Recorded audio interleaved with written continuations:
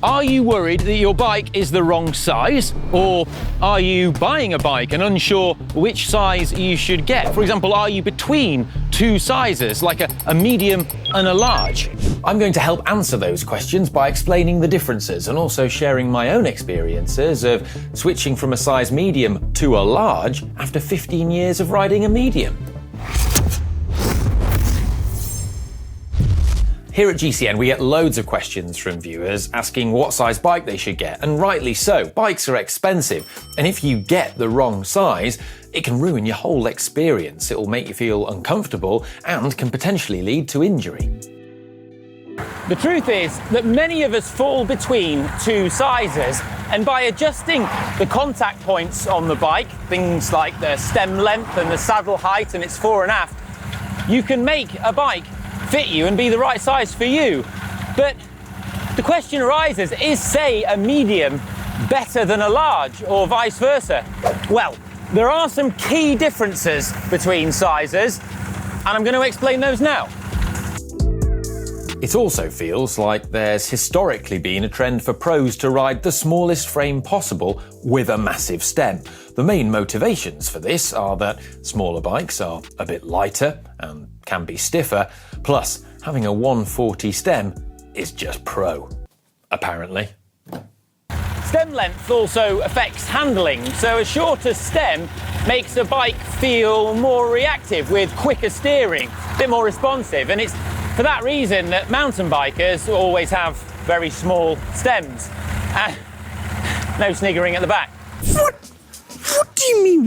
Whereas a longer stem does the opposite. It makes the steering feel a bit more predictable, a bit more stable. And it also has the effect of bringing your weight further forwards over the front of the bike. There is a school of thought amongst bike fitters that if you have a bike fit and it's found that you need a stem longer than 140 millimeters, then you're either an orangutan or you're on the wrong size bike. Other measurements can differ between sizes too, such as fork rake and BB drop, and these will also have an impact on how a bike feels and handles, although you don't always get a change in these measurements between one size to another. But what about my specific case? Well, earlier this year I visited a bike fitter who used the Seller Italia ID match system. There are lots of bike fitting systems out there, but the beauty of this one is that it contains a database of bike frames and can match their fitting jig to any model of bike you like. It also captures every fit it performs and feeds that data into a machine learning algorithm that can constantly improve how the system fits humans to bikes. When the system matched me to a Pinarello F, it actually suggested that a 575 was a superior size to me over a 56, which I'd historically ridden, and my previous Pinarello F had been a 56. Now, 56 is equivalent to a medium in other brands. A 56 did fit me, I'd had one, but would a larger size fit me better? Well, when Pinarello, one of our sponsors, thanks Pinarello, told us that they wanted to send us the new Dogma F, I decided to request it in the size that ID Match had suggested. So what's it like to ride a size larger? Well, I'm going to tell you, but first I'm just going to explain some of the key visual differences that there are. So the first thing is, and this is what you'll find on a lot of bikes when you switch up a size, is the head tube is larger, and that's the case with me here. So because the head tube's larger than the 56 I used before, it means that I can run it slammed with the stem and no spacers, and I just like the visual aesthetic of that. I just think it looks cool. Before, when I had a 56, I had to run 2 centimeters of spacers in there. Another key difference is I actually have less visible seat post coming out of the frame now because the top tube is higher. Now, as I mentioned, on some bikes this can actually reduce comfort because some bikes use a deflection of the seat post as a comfort feature, and having a longer lever there, a longer exposed seat post, you can increase that deflection. But that's not the case here, and is unlikely to be the case on other bikes that have a bladed seat post like this. The weight is actually lighter than my old 56, But that's because it's the newer model and they've managed to save some weight overall.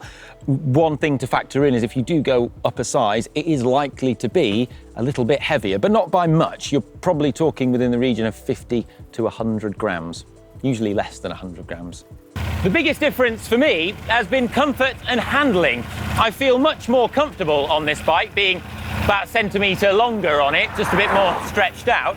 And I also just feel far more confident in the handling, and as testament to that, I've been living and riding around here now for over 6 years, and riding a size larger, I keep getting PBs on all my local descents. I just feel so much more confident. Well, why is that? Well, a key difference is that I've actually got 6mm longer wheelbase on this compared to a 56, and 6mm of additional front centre as well. And that might not sound like much, but that small difference in wheelbase can have a big impact on how a bike handles and feels.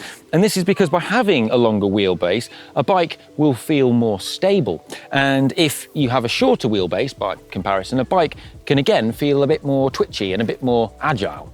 Increasing the front centre also means I have less toe overlap now, which means I don't catch the front wheel on the front of my shoe when the pedal is in its furthest forward position, which is nice.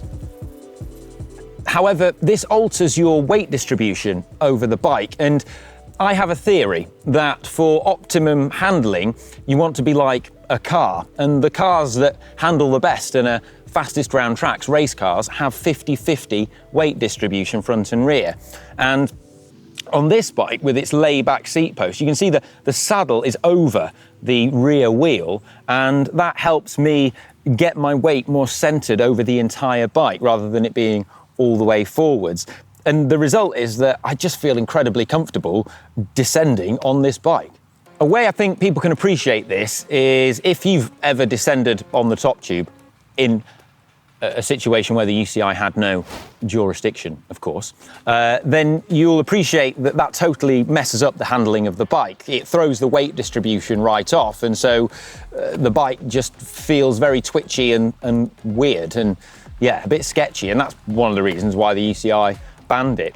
Another less extreme example is if you've ever ridden a TT bike. TT bikes don't feel good going round technical corners, and especially when you're on the tri-bars. And a big reason for that is because your weight is a lot more forward on a TT bike compared to a road bike.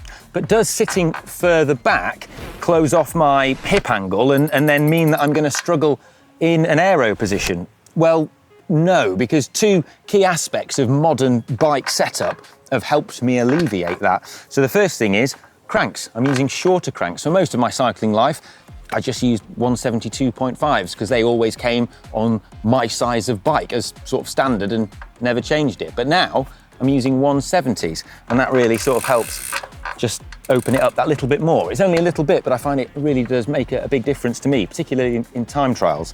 The other thing is that for most of my cycling life, again, I used a more traditional shaped, longer saddle, whereas in recent years, I've switched to a shorter nosed saddle, which again just alleviates the pressure as well with a cutout, so that when I'm in those more aggressive positions, it just feels a lot better.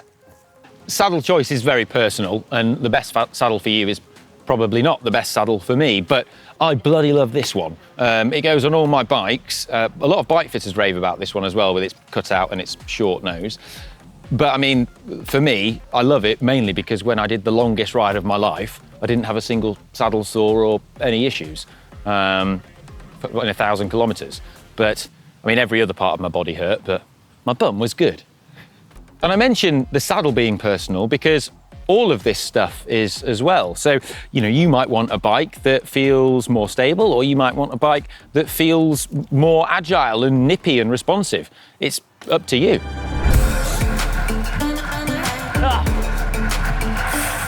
I mean, my sprint is pathetic, but if I were a sprinter, I'd probably go for a size smaller, because having a 56 would allow me to be 15mm lower if I slammed the stem, and, well, sprinters like to be as low as possible for the sprint.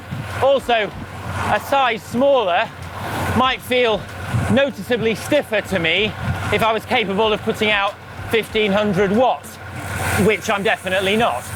But the key message there is choose the bike size that's going to be more optimal to you, the type of rider you are, and the type of riding that you intend to do. But you're probably wondering, how do you determine what size frame is right for you? Well, the most important place to always start is with your inseam length and your saddle height, because once you determine that, it will put you in the right ballpark for frames that are going to be compatible with your body. And if you want to work out how to do that, well, we've got videos, so make sure you subscribe so that you can watch those. And if you found this useful, I'm going to go and find a cafe now. Love you. Bye.